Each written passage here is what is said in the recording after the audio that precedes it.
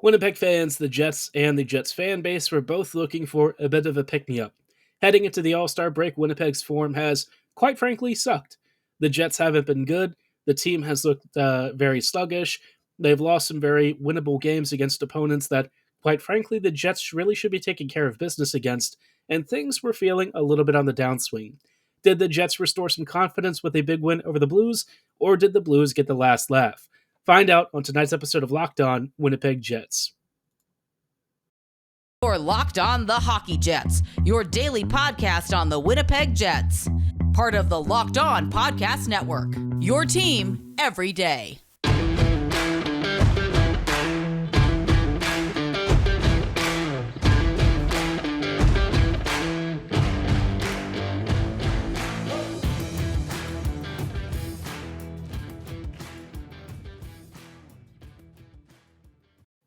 Evening, Jets fans, and welcome to this episode of Locked On Winnipeg Jets, part of the Locked On Podcast Network, your team every day.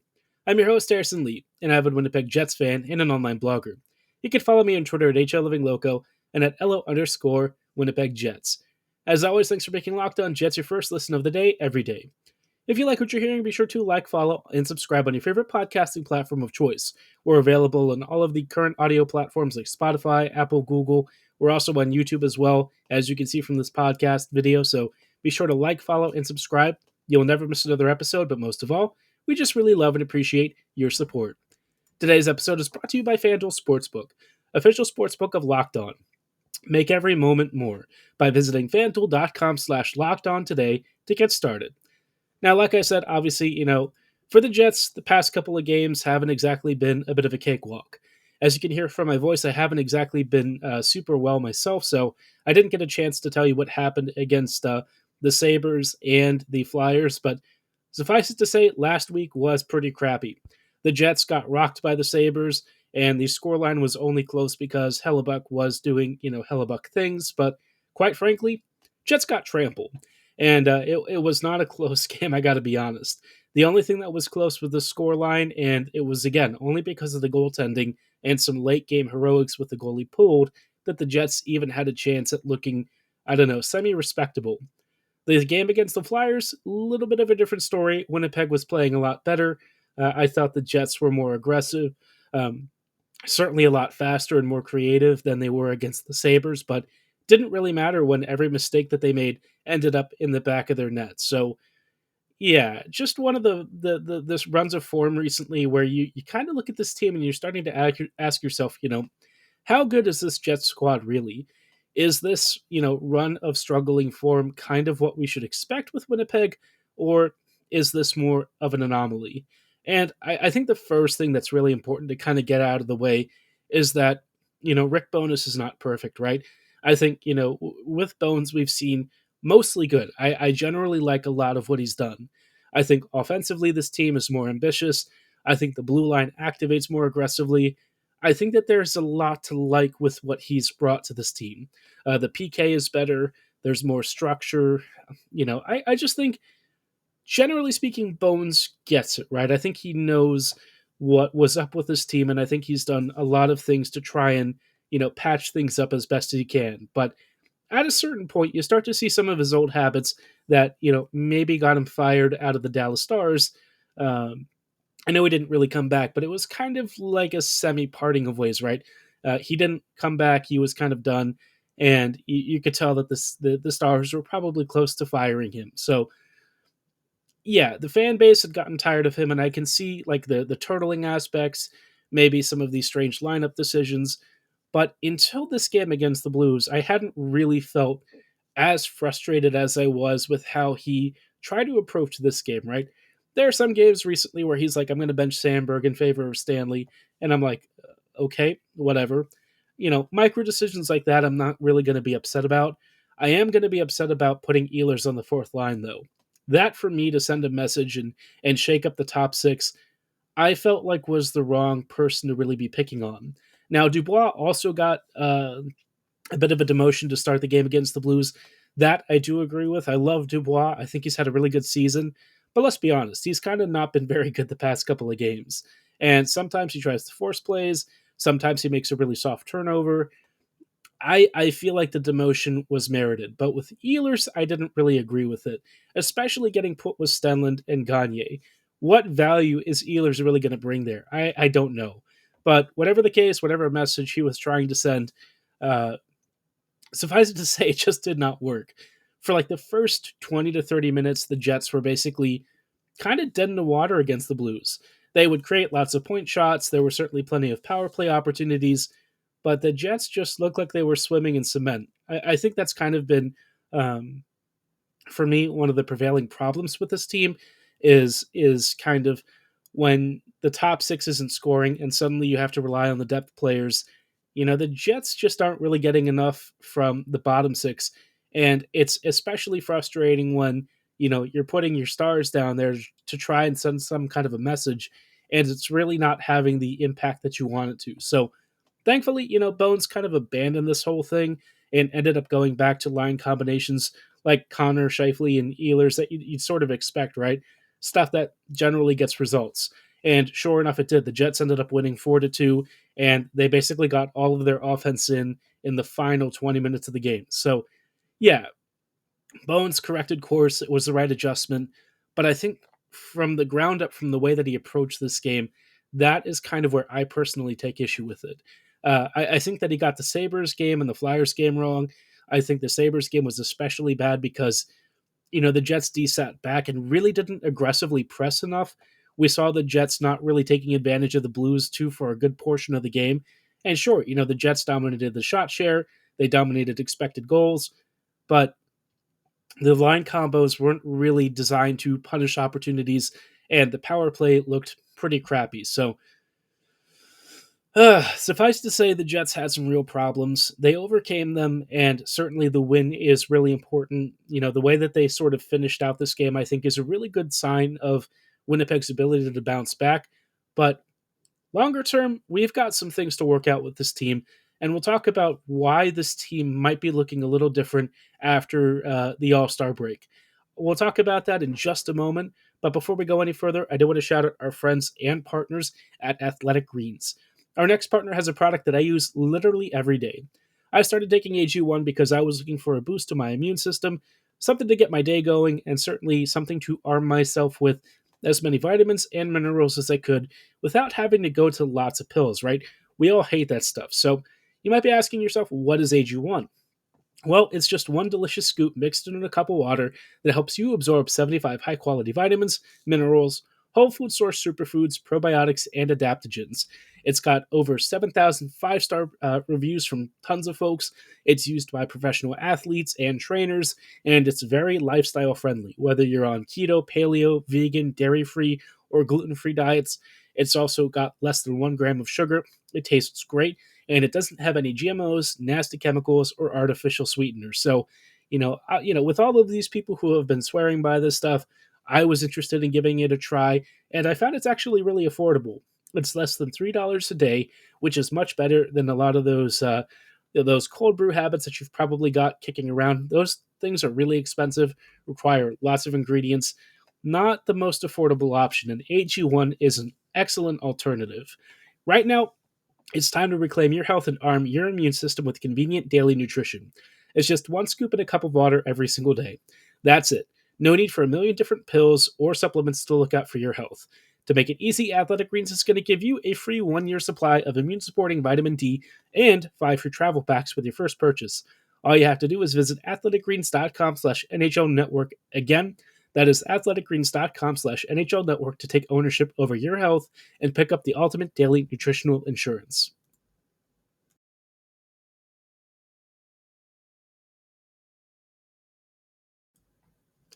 Hello, friends, and welcome back to this episode of Locked On Winnipeg Jets. Thanks for making Locked On Jets your first listen of the day every day. We were just talking about Winnipeg's 4-2 victory over the St. Louis Blues. A big win, certainly, to stop the bleeding and get the Jets back on the board. But, longer term with this Jets team, maybe some bigger questions as to how high the team can climb and where the team is at right now under Rick Bowness. Overall, like I've said, pretty positive on the team. But some things recently have kind of piqued my curiosity. Maybe some red flags for me that I'm not loving. I think Bowness has maybe made a couple of tactical decisions I wasn't personally a fan of, if I'm being honest. I get it, as a coach, sometimes you want to send a message. Sometimes you feel you've got to get your star guys going. And, the Jets are going to do stuff that I don't always feel is the most appropriate.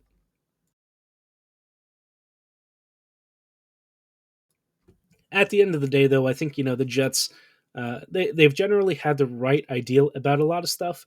I think that they are aware of where the Jets are, maybe strongest and maybe where they're weakest. But one thing the Jets really can't solve without help from the front office is, this roster. I mean, look at the team, right? What we said at the start of the offseason was that the Jets' offense is not going to be good. The departures of Stastny and a lot of other players really haven't given the Jets a ton of offensive depth to work with. We said, who's going to score the goals for this team? And that's still a big question. Ehlers, Connor, Scheifele, sometimes Wheeler, all of these guys are doing their best. Same with Dubois. But if they go dry, right, who else in the bottom six can really carry the weight? I'll say this. I've been really impressed lately with Morgan Barron. I think that he's done a really good job of getting himself into dangerous areas. I like where his game is. But when he and Gagne are maybe two of your most dangerous bottom six options, and neither are exactly lighting the lamp on a consistent basis,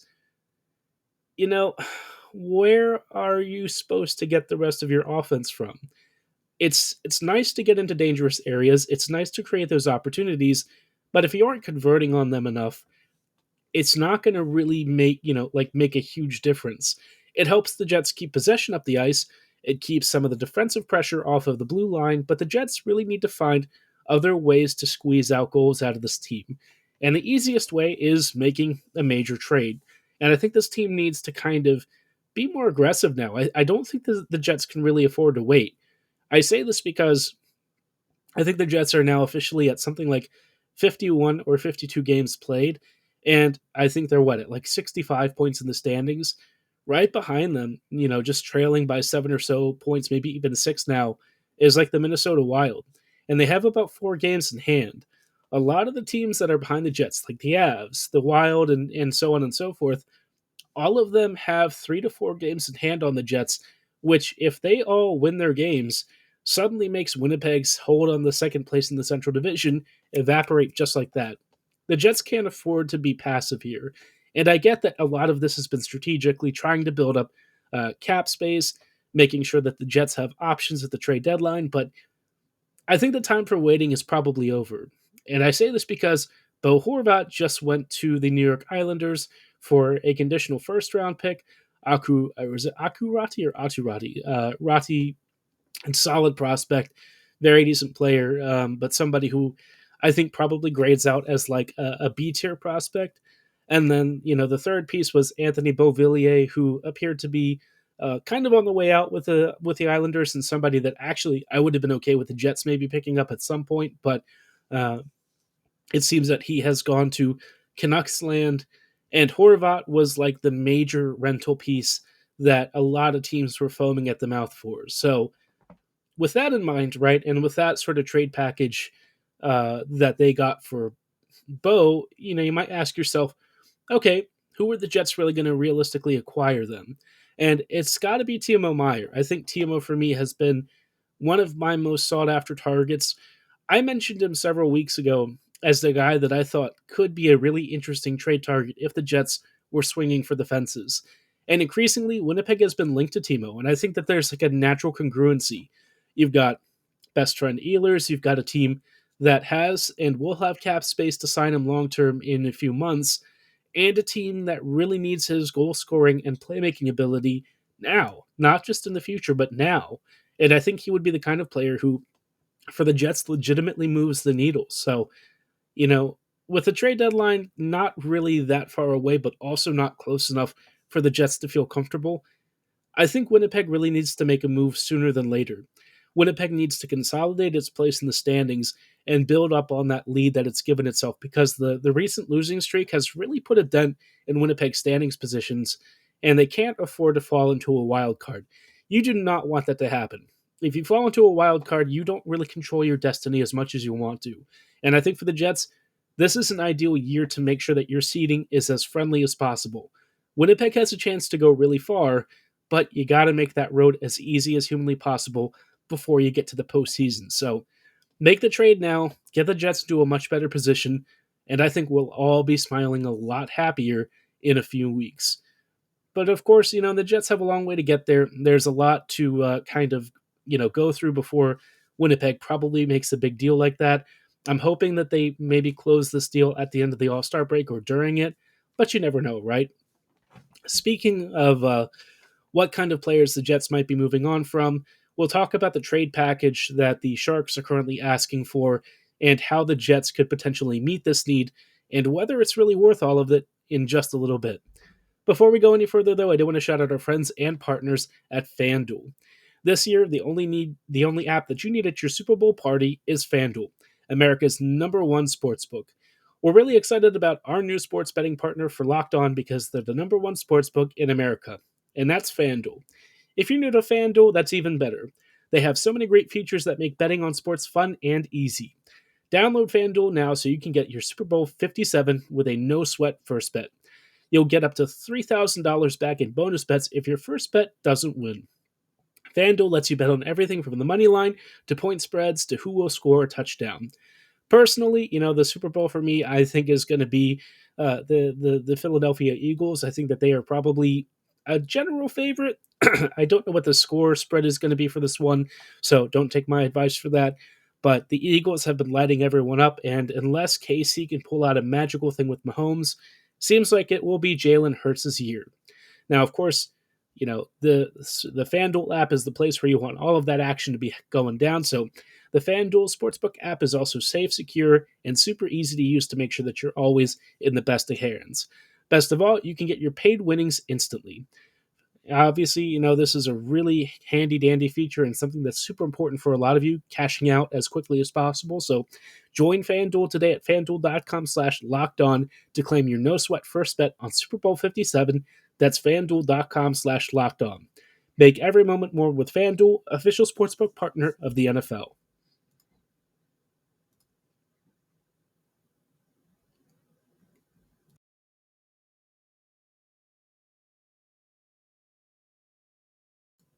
Hello, friends, and welcome back to these closing thoughts on tonight's episode of Locked On Winnipeg Jets. We are just wrapping up really quickly with some final thoughts on the package for Timo Meier that the San Jose Sharks were asking for and how the Jets might acquiesce to their pretty expensive demands. So, San Jose is reportedly asking for a first rounder, an A-tier prospect or two B-tier prospects, and some combination of 1 to 2 roster players.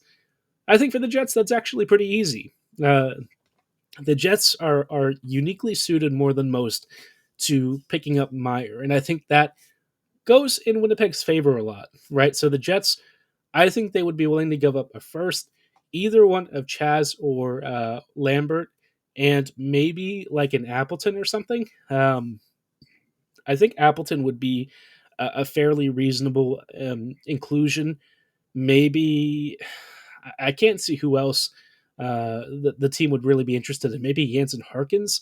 Harkins seems to be the kind of guy that the Sharks would maybe target. He's had really good AHL scoring rates. He's generally seemed like a player that, kind of fits in sort of the Mikey Eismont mold of really good tweener numbers that you could maybe hope translate into a young developing team like the Sharks. And so, Eisemont's had a lot of success recently. Maybe that would also mean Harkins would get a second lease on life there. But otherwise, I don't really know what NHLers would really satisfy the Sharks. Maybe Logan Stanley. Maybe this is where you move one of your D like Ville Heinola or Dylan Sandberg. I think Sandberg for me would probably be one of the guys I would prefer to move the least. Heinola in that class as well, but if it takes one of those guys to really get this deal over the line, I would do it, especially if you know that Meier is willing to come back and extend long term.